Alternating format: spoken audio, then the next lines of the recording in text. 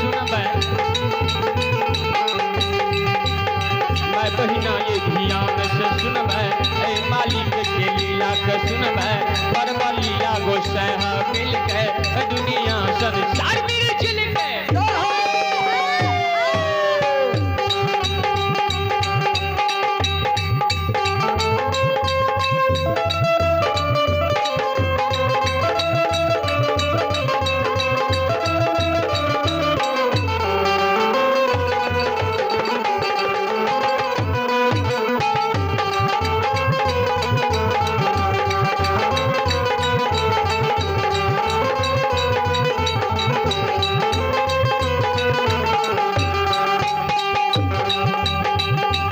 मैं दुर्गा गे हरदी खान के,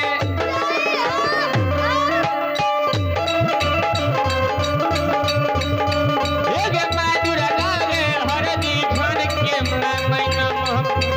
गाम के, मैं कतियानी के लेवे काट के, मैं गंगा हेगे मानसी घाट के,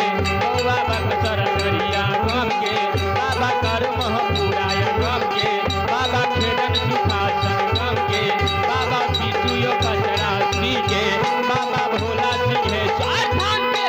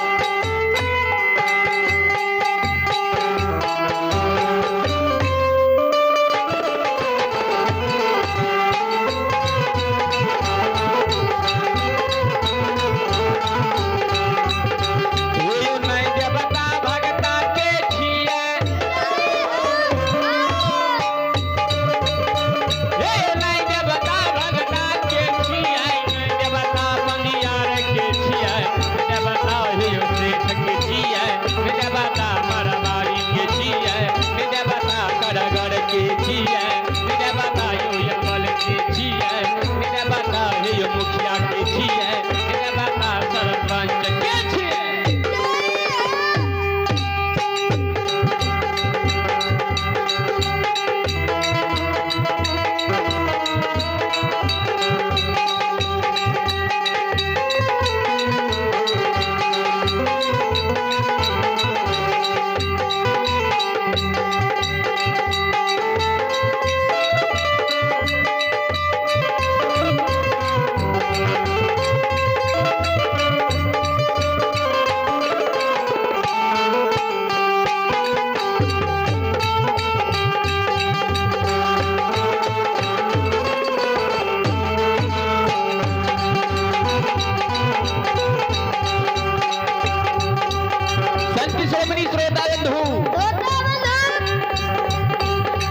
गोसाई बाबा ने भक्ता के छिए ने, पंजियार के ने, सेठ के ने, मरवाड़ी के ने, करगर के ने, अवल के ने, मुखिया के ने, सरपंच के ते आखिर छिए ते छिए के कार